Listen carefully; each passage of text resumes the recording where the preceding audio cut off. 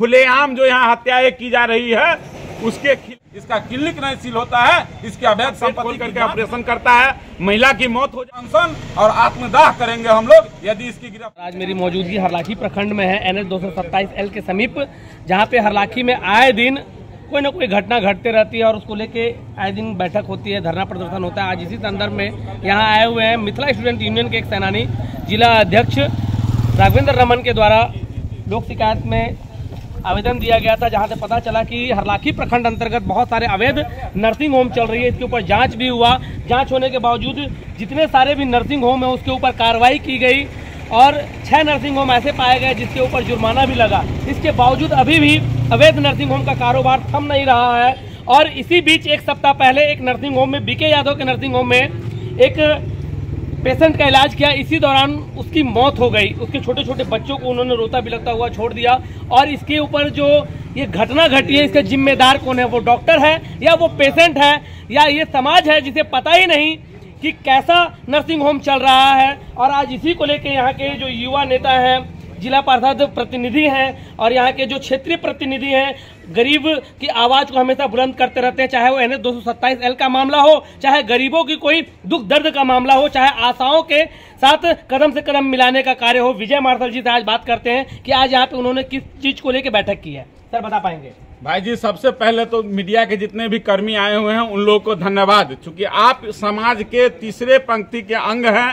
यदि आप लोग आवाज उठाएंगे तो कहीं न कहीं जो हरलाखी में अवैध नर्सिंग होम और डॉक्टर बीके यादव के द्वारा खुलेआम जो यहाँ हत्याएं की जा रही है उसके खिलाफ में हम लोगों ने आज प्रेस कॉन्फ्रेंस किया है। मैं आपको बताता हूँ, मेरे गांव के बगल में है हुसैनी टोल, आज से 15 दिन पहले उसका पेट खोल करके ऑपरेशन करता है, महिला की मौत हो जाती है, बच्चे का भी मौत हो जाता है।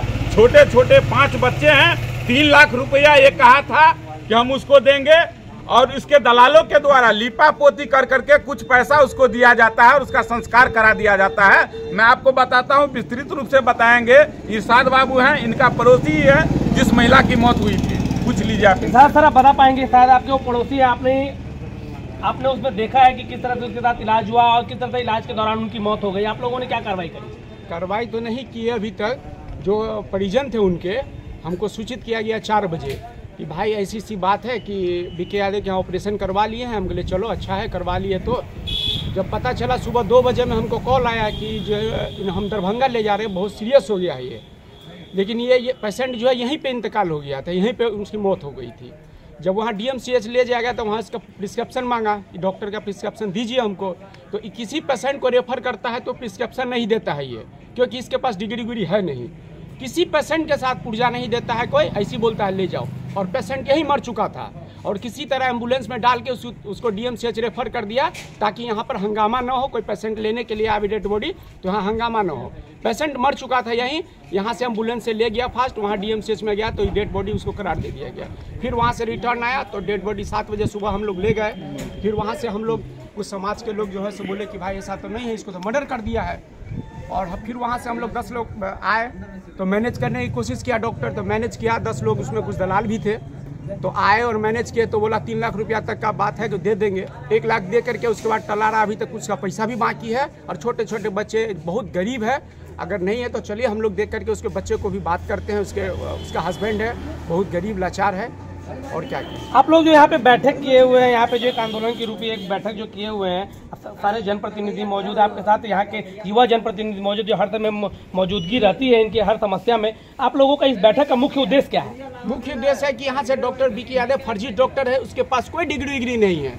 वो जो है सो 4-5 डॉक्टर का लिस्ट बना करके रखा हुआ, बोलता है MS है ये डॉक्टर, MD है ये डॉक्टर, बच्चे का ये डॉक्टर, अलग अलग जो है सो सबका बोर्ड बना के रखा हुआ है। उसके पास कोई रजिस्ट्रेशन नहीं है हॉस्पिटल का, ना कोई डॉक्टर है।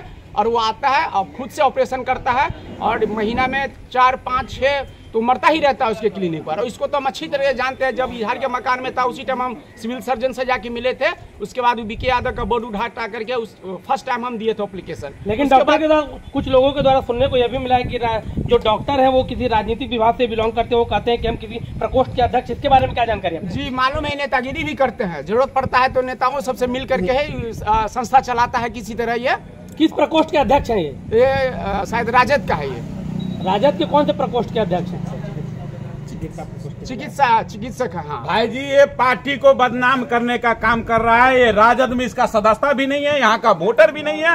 ये मेरे पार्टी को, राष्ट्रीय जनता दल को बदनाम करने का काम कर रहा है।